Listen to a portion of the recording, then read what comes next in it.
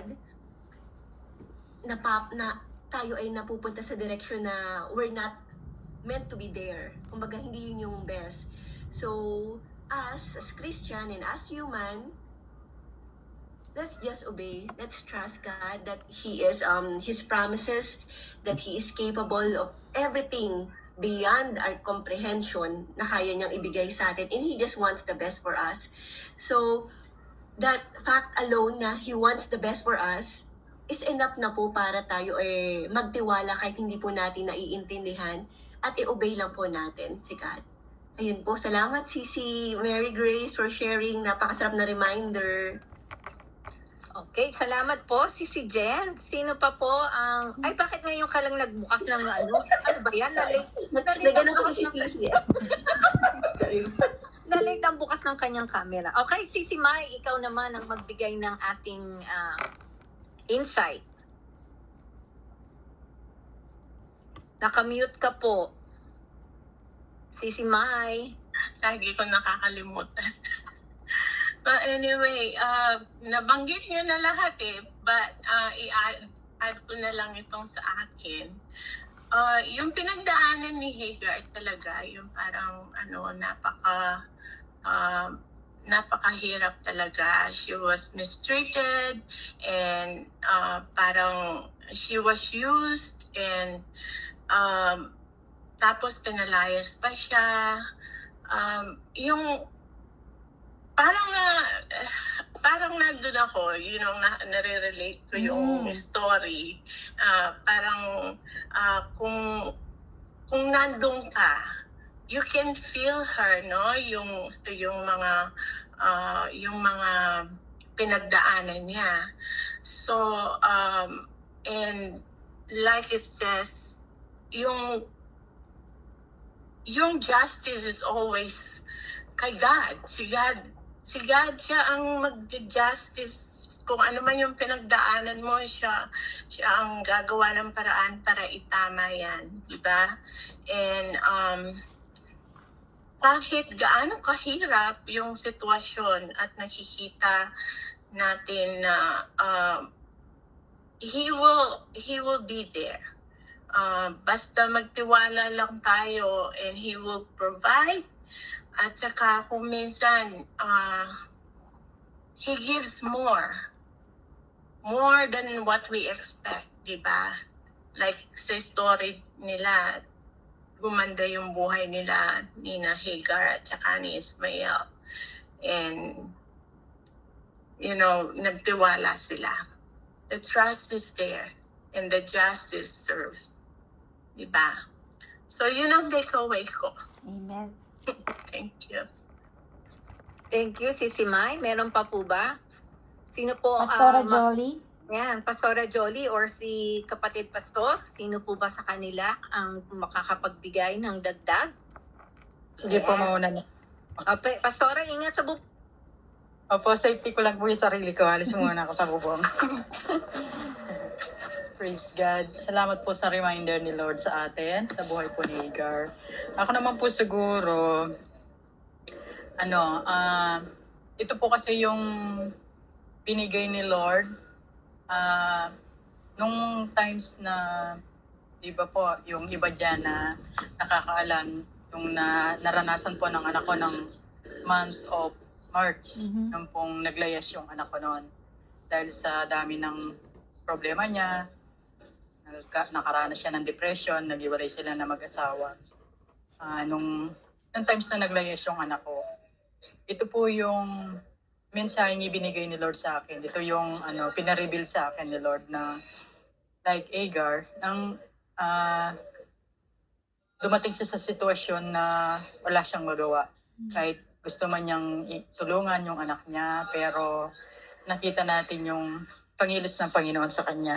Parang ito po yung mensaheng ibinigay sa akin ni Lord. Hindi mo man nakikita yung anak mo kung nasaan man siya ngayon, pero magtiwala ka lang.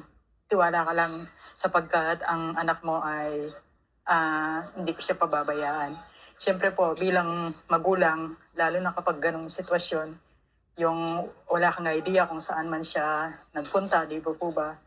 Pero ang gagawin mo lang talaga yung kay Lord ka lang talaga lalapit, kay Lord ka lang talaga umasa na lagi mong nire-remind sa Kanya, yun po yung yun po yung inano ko kay Lord noon. Sabi ko kay Lord, Lord, alam ko po, anak mo yung anak ko.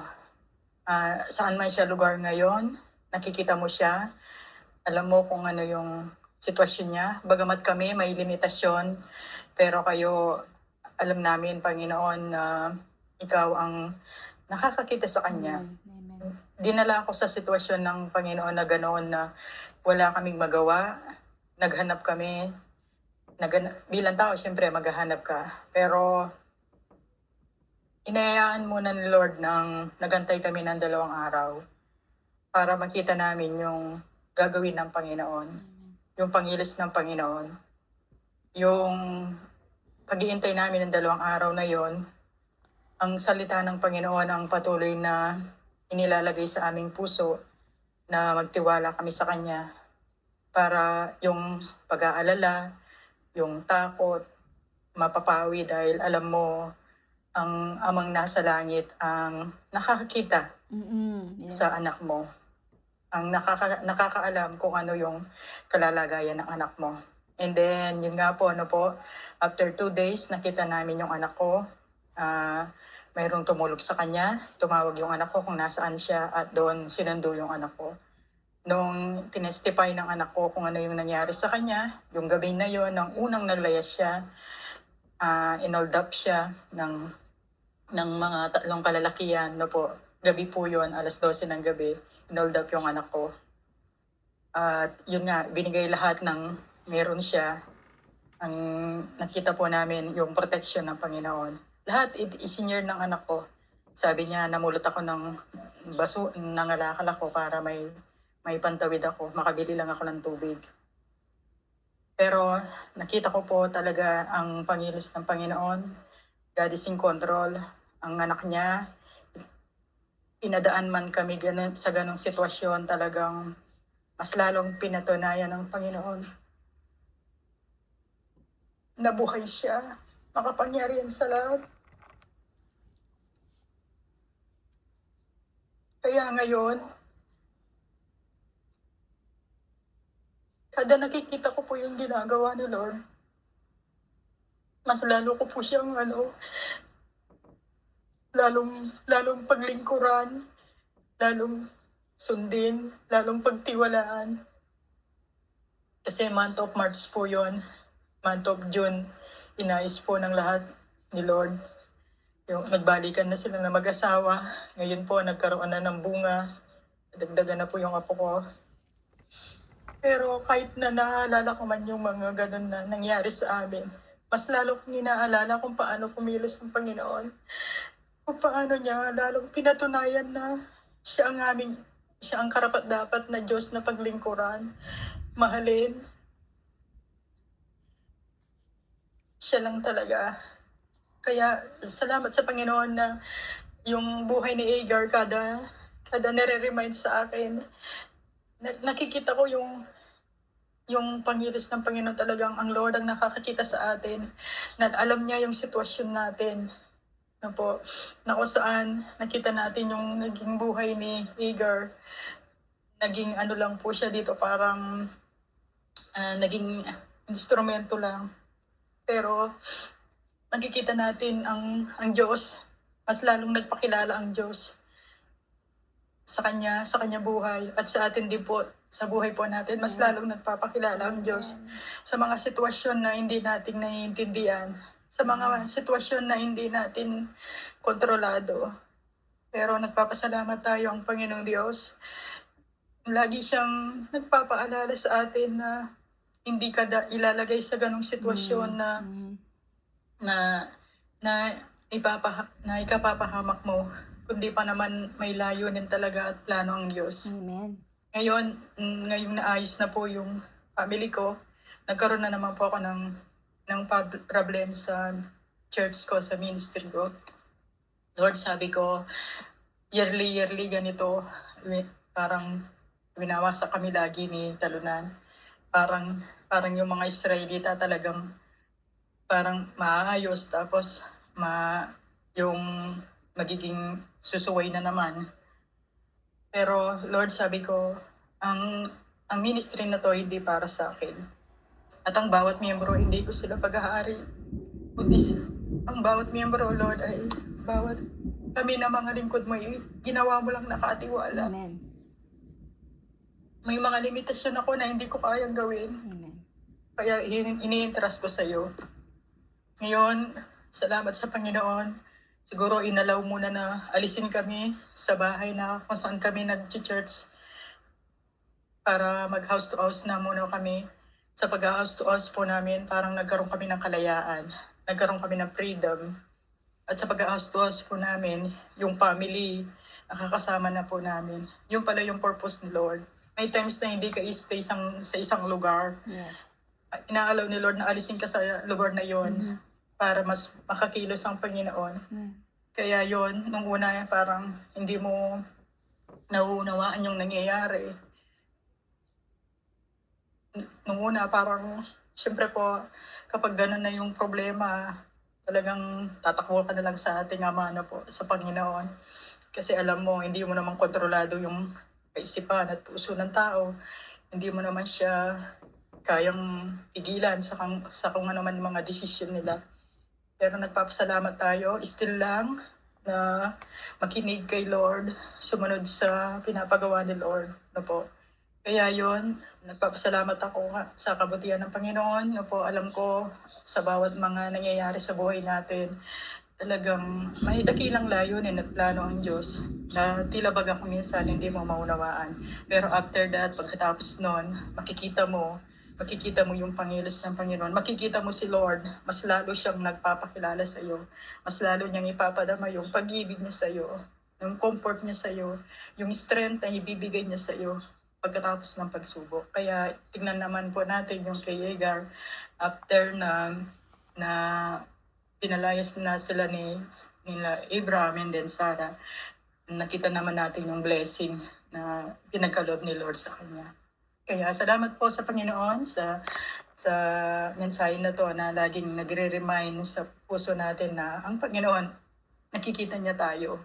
Amen. Kita niya lahat ng mga ginagawa natin. No po, yamang nakikita na tayo ni Lord, nawa makita sa atin ni Lord. Yung mga ang buhay natin ay na masayang naglilingkod sa Kanya, masayang sumusunod sa Kanya. At yamang nakikita tayo ni Lord, nawa makikita niya sa atin yung pag-ibig natin sa Kanya dahil siya ang unang umibig sa atin. Kaya salamat sa Panginoon. Na po, pasensya na po kayo, hindi ko maiwasan yung emotion ko sa goodness and faithfulness ni Lord. Nahibaagi ang katapatan at kadakilaan ni Lord. Salamat po, to God be the glory. Salamat po. Pastora, praise God po, talaga napakalaking sakripisyo po at mga binibigay ng ating Panginoon sa atin. Sa bawat pagdapa po natin, sa bawat pagbangon natin, mas na-appreciate, mas napapamahal, mas lumalalim pa po ang ating paniniwala at pananampalataya sa ating Panginoon. Maraming salamat po, Pastora. Talagang hinahanda ka po lagi ng ating Panginoon sa mga susunod pa na ministry iaabot niya sa iyo. Meron pa po ba? Baka may gustong idagdag si ating kapatid. Sino pa bang nandito? Sis Rachel, Si Jewel, Rachel. Sis Lisa. So ako po, yung take up naman po, God knows us personally. Kasi dito, di ba, si Sarah, tinatawag niya yung si Hagar na my slave, take my slave. Pero si God, through the angel or si God, nung kinausap niya si Hagar, he calls her by name, Hagar. So parang during the time, slave, sino ba si Hagar? Slave. Wala. She's nobody. But here nakita natin that God, lahat tayo is important, special. He knows us personally. He knows your name. There are times, di ba, na parang we don't feel we don't feel recognized, we are unnoticed. But kay God, nakita niya tayo. So, and dito makikita din natin na God, hindi lang niya tayo nakikita. God also watch over us. Sa time sa situation ni Hagar, it's super devastating. Pero wala siyang magawa. He's just a slave during the time. But then, nung nagpakita si God, nagpakita si God sa kanya, nakita niya na tinawag siya by name, nakita natin na kahit slave si Hagar, special din siya kay God. At hindi lang yun, he watched over kung ano yung nangyayari kay Hagar. He allow it, but again, he is purpose, which is, pwede din natin i-apply. There are times na, di ba, parang there are times na parang, akala ko ba mahal ako ni God? Bakit parang hindi ko siya nakikita through the situation? Bakit hindi siya nag-work? Bakit hindi ngayon na-answer yung prayer ko? But then, we can have an assurance here that He is still in control kahit na hindi natin nakikita. Or kahit na hindi pa natin alam bakit niya inaalaw yung mga challenges or mga situation na hindi kaaya-aya sa atin. And yun nga, napaka comforting when God knows us personally. Kahit na, sino ba tayo? Kahit na through this, sa word, diba, parang status is very, very, kapag famous ka, kapag mayaman ka, kapag madami kang talent. Pero kung walang-wala ka, parang itsapera ka lang. But kay God, hindi siya ganun. Amen. So, yun lang yung nakita ko dito. Thank you. Thank you, Sisi Rachel. Hello, Sisi Eileen. Sisi Mai.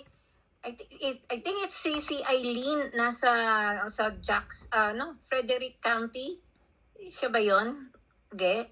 Opo, siya po yung tiga Frederick County. Malapit ka lang sa Fredericksburg, Sisi Eileen. Malayo yun, sis. Malayo. Okay. Okay, mamaya tayo, chika, ha? Mamaya. Sige Okay. po. Sa next Sino pa po ang gusto magsalita? Sis Alisa, ha? Kung gusto mo magsalita. Ay, Ayun, si Joel. Okay, Sis Joel, go ahead. Sa akin po, yung pagkakaintindi ko sa Bible study na to, na lahat talaga tayo pantay-pantay sa paningin ni Diyos.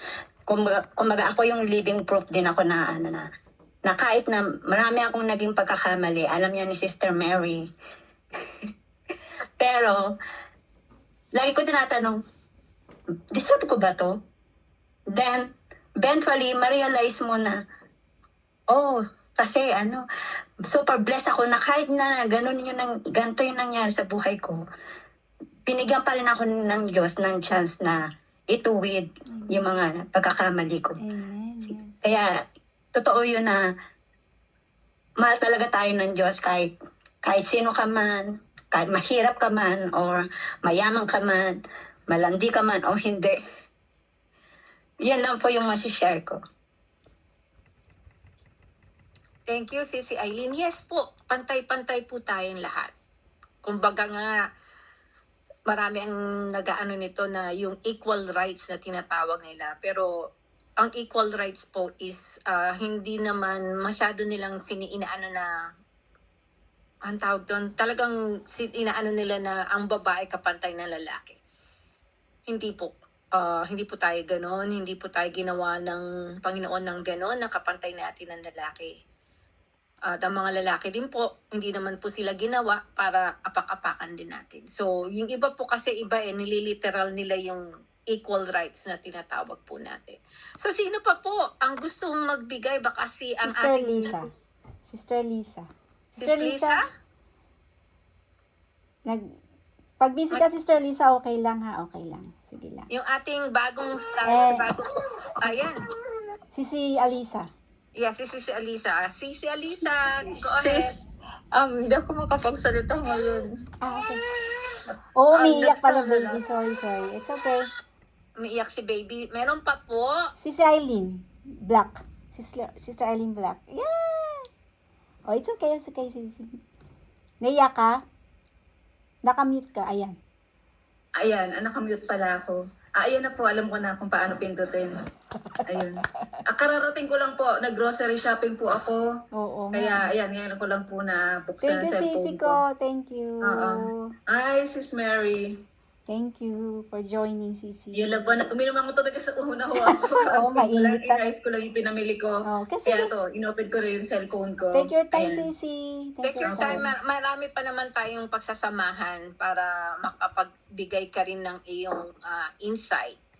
Ayan, si Doon po- Sis Lisa, Doon po nagpakita. sa dun sa parang inaano na yung equality ng babae sa lalaki.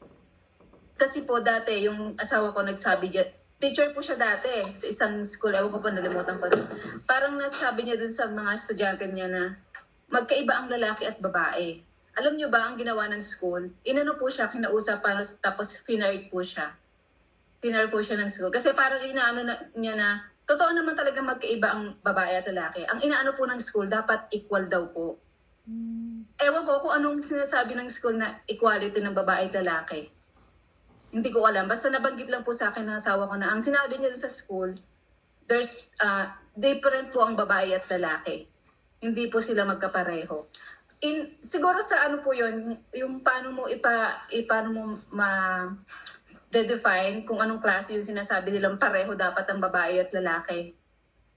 Dapat hindi ganoon. Hindi po talaga dapat na equal po talaga dapat. Hindi, basta may iba po yung kung ano po yung pagkakaintindi niyo. Basta yun po yung inano sa akin ng asawa ko. Na-fire po siya doon dahil yun po yung sinabi niya sa mga estudyante niya.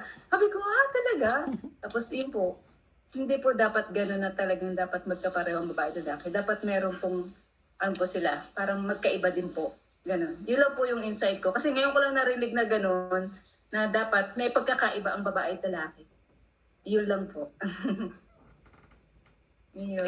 Thank you, Sisi Eileen. Ayan na, nagbukas na ng camera. Sige na po, kapatid. Ikaw na po. Good afternoon. Good afternoon po sa taga-Amerika at taga-Canada. At good morning naman kay Sister Eileen Binluan, kapwa ko na sa Pilipinas. Pagka sinabing yung equality ng babae at saka lalaki, equal sila pero hindi sila pareho. Kasi kaya nga ang lalaki is there to protect the woman. Sapagkat mas strong siya, no? Kahit naman magbuhatan mas mabigat ang magbuhat ng lalaki, no? Pero equality dahil pareho sila, no? Pareho sila makapag-serve kay God, pareho sila makapag. Yes, dito makikita natin na si Sarah at si Hagar, makikita natin ang buhay ng mga tao ngayon, no? Si Sarah, marami sa ating ganyan ngayon eh. They think that they are better than others. But God sees them as equal. Yung sinabi ni Sister Rachel. Minsan kasi tayo, lalo na pag medyo mahaba na yung experience natin, akala natin mas magaling na tayo sa iba. No? Kaya kung magsalita tayo parang napakaano natin, gano'n. Pero using the lens of God, pareho lang tayo talaga lahat. And dito makikita din natin dito na kapag dito makikita natin na God is close to the broken-hearted, di ba dito? Kailan nagpakita ang Diyos kay Hagar? When she was in his deepest, in his lowest moment of her life, di ba? At dito rin makikita din natin that in our lowest part of our life, clouded ang ating mind. Hindi natin makita ang mga bagay-bagay. Ano ang hindi nakita dito ni Hagar? Ang well. Nasa paligid lang niya ang well, ang balon ng tubig. Bakit hindi niya makita? Because nakafocus siya sa problema niya. Nakafocus siya sa kinaiinisan niya. Kaya hindi niya makita may tubig pala dyan eh. Di ba? Sabi sa 19 yata. 19 yata. Yan, yung binasa mo. Sa verse 19, sa 21, Genesis 21 verse 19. God opens her eyes to see a well of water. Di ba? Ibig sabihin, nandyan lang pala yung well of water, pero dahil tayo minsan nakafocus tayo sa mga kinaiinisan natin, nakafocus tayo sa kung ano yung iniisip natin, kaya hindi na natin nakikita ang provision ni God, andyan lang pala, no? Kailangan pagbuksan ng Diyos para makita natin. No? Ang ganda nga ng pagkaano God calls her by name. Alam niyo po, ito po yung magiging kahihinatnan kapag when we do things according to our Our own own. ways, Yes. sa ating pamamaraan. They have consequences. When God promised Abraham to give him a son na sindami ng bituin sa langit, hindi, nainip sila Nainip si Sarah Nainip siya, sabi niya, hindi ako makakaanak. So, ginamit niya. Pinaanuhan niya si Hagar. Dito makikita natin na noon pa, gumagamit na ang tao ay gumagamit na ng kapwa-tao bilang instrumento, bilang vessel, bilang instrument, bilang parang kasangkapan. No, ginamit dito ni Sarah si Hagar And then dito makikita rin din natin dito na kapag ka umangat, medyo magiging mayabang ka pala. Tingnan mo si Hagar, di ba? Naging mayabang siya. No? Umangat siya, naging mayabang siya. Sinabi niya, tingnan mo, ikaw baog, ako nagkaanak, no? At dito rin makita din natin ang consequences ng ating mga Ginawa. pagkainip, no? Pagkainip. When we do things according to our own ways Strength. at hindi sa pamamaraan ng Diyos, magkakaroon ng kahihinatnan yan, no? Kasi tingnan mo, na-born si Ismael. Nung ma-born si Ismael, born out of disobedience si Ismael And then ano ang naging descendant ni Ismael? Yun yata yung mga Muslims no? Yung descendants ni Ismael at ang descendants ni Isaac ngayon, hanggang ngayon nagkaroon ng conflict. Hindi sila harmonious. So ibig sabihin, yung mga desisyon natin na hindi naaayon sa kalooban ni Lord ngayon, yung mga desisyon natin ngayon, let us gamitin natin example ang ginawa ni Sarah at ni Abraham na gumamit sila ng tao because nainip sila. Sige, isipingan mo na si Hagar para magkaanak ka na. No? Pamamaraan nila in their own ways, hindi sila naghintay sa Diyos, hindi sila nagtiwala na tutuparin ng Diyos ang kanyang pangako. Ibig sabihin, na-lose sila, no? So, yung result doon, magkakaroon talaga ng consequences. At yung consequences na yan, hanggang ang haba ng dinadanas ng consequences na yun. No? Until now. Conflict sa seeds ni Isaac. And then, dahil nga sa tapat ang Diyos sa kanyang pangako, tinupad niya, nagkaanak din sila si Isaac. No? So dito makikita natin na kailangan na nating maghintay para sa katuparan ng pangako ng Diyos sa atin. Siguro nade-delay lang kasi tinignan pa ng Diyos kung talaga bang tapat ka, kung talaga bang ready ka na. So dito po, si Hagar, tinawag siya ng Diyos sa kanyang pangalan, lagi ko naririnig to kay Randy, no? Pero si Sarah, ang tawag niya, slave. No? Dito, tinuturo sa atin dito na huwag tayo magmataas. Let us not see ourselves better than others. Kaya minsan tumataas yung boses natin. Minsan hindi kaaya-aya pakinggan yung ating mga salita because we see people as inferior than us. No? Hindi po ganon. Kasi let us use the perspective of God. Equal lang tayo lahat. Lahat tayo equal. No? Pero na lang kung matanda ka na, hindi ka na equal, hindi na equal doon. Ang tawag sa atin doon, ate na, lola, gano'n. Pero sa paningin ng Diyos, equal tayo. Walang lamang, walang no. Hindi tayo pwede magmataas. And then, dito makikita natin si Hagar kapag ka na-bless ka ng Diyos, huwag kang maging mayabang. Katulad ni Hagar, na-bless siya ng anak, naging mayabang na. Nanlalait na siya ng kanyang amo. Ikaw baog ka, matanda ka na kasi. Yung gano'n, huwag tayong gano'n, no? Kasi magkakaroon ng consequence yan. In our most agonious moment, no? Yung gulong-gulo yung buhay natin, yung gulong-gulo yung pag-iisip natin. Remember, meron tayong mga bagay na hindi nakikita. Kaya dumulog tayo sa Diyos at bubuksan ng Diyos ang ating mga mata, kagaya ni Hagar, nakita niya ang balon ng tubig. Andyan lang pala yung balon ng tubig, hindi niya makita. Why? Sapagkat nakafocus siya sa mga bagay na nandito sa mundo, sa mga bagay na nagpapainis sa kanya, sa kalungkutan, doon siya.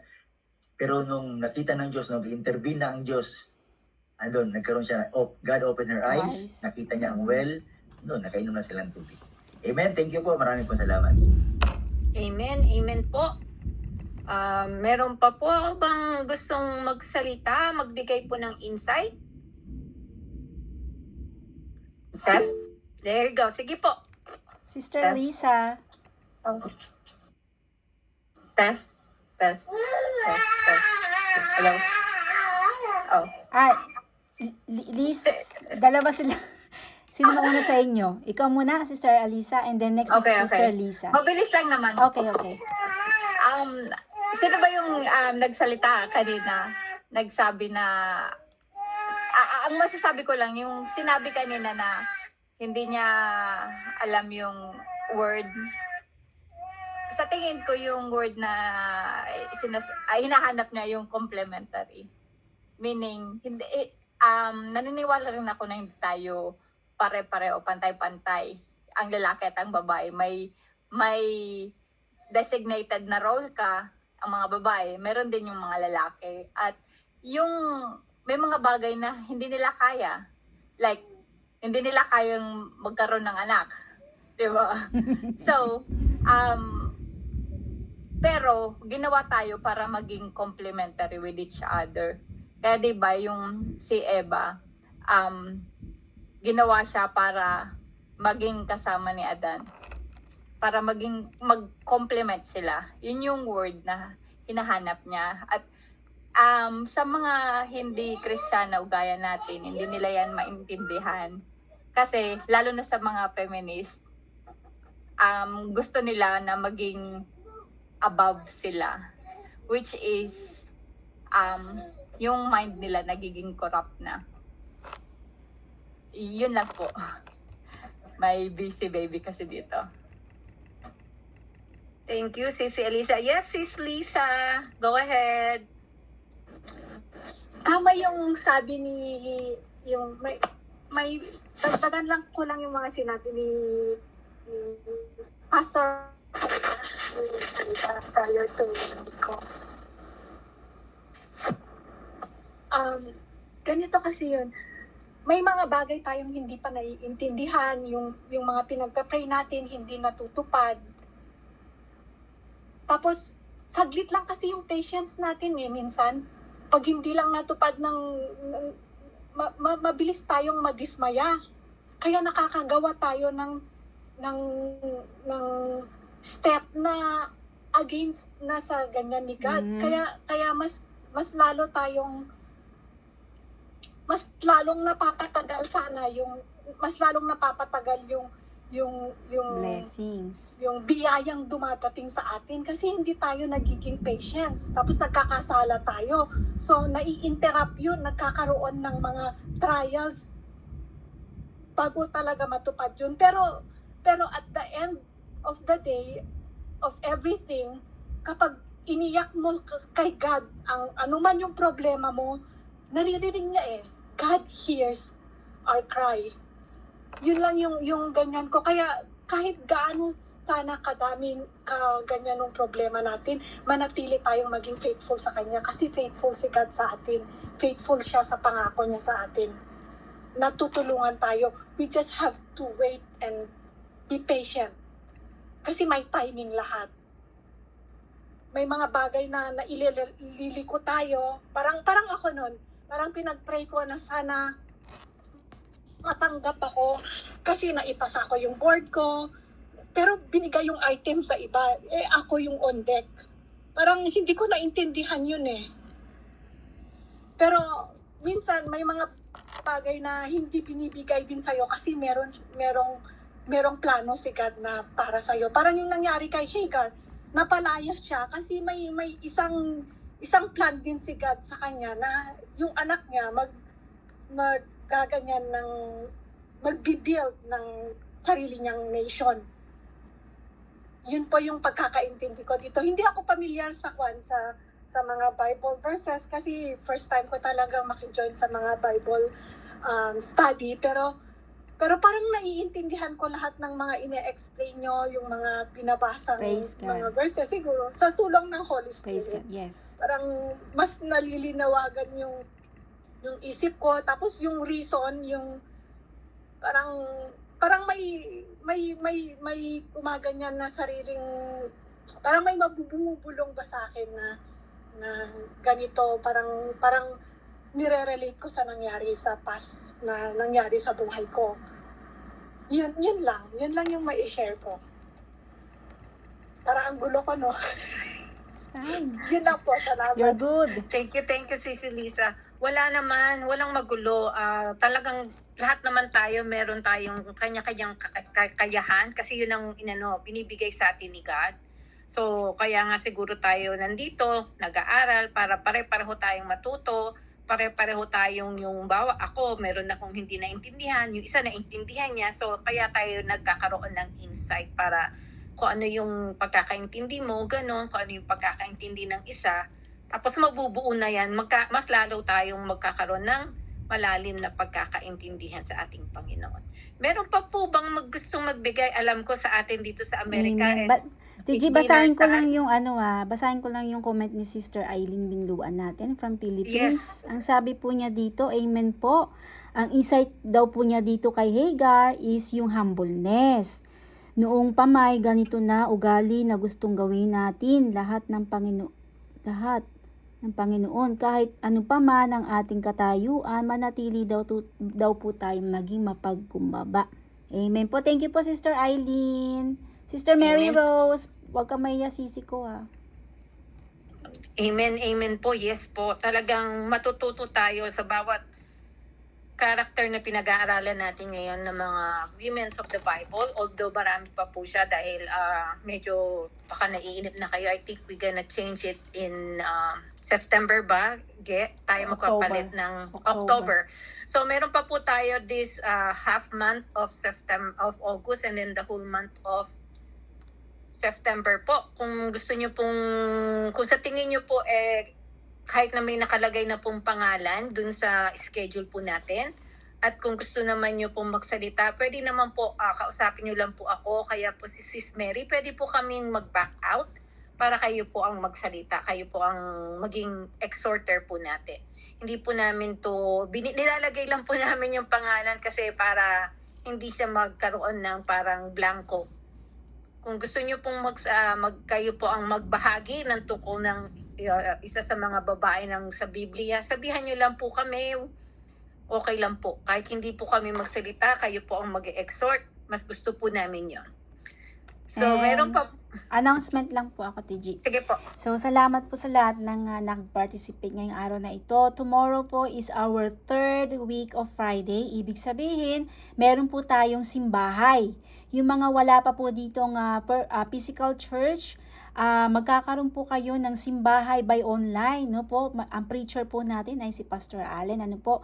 At yung naman po may mga church na, kung gusto rin naman po yung makapakinig ng Tagalog preaching, pwede rin po kayo mag-join at ilalagay po namin ang link sa ating GC. Tomorrow po yan, pero 8 o'clock ng umaga po, alam ko po dito yung iba ay may trabaho, so it's impossible to join, ano po. So maraming salamat po. Thank you again. Thank you po.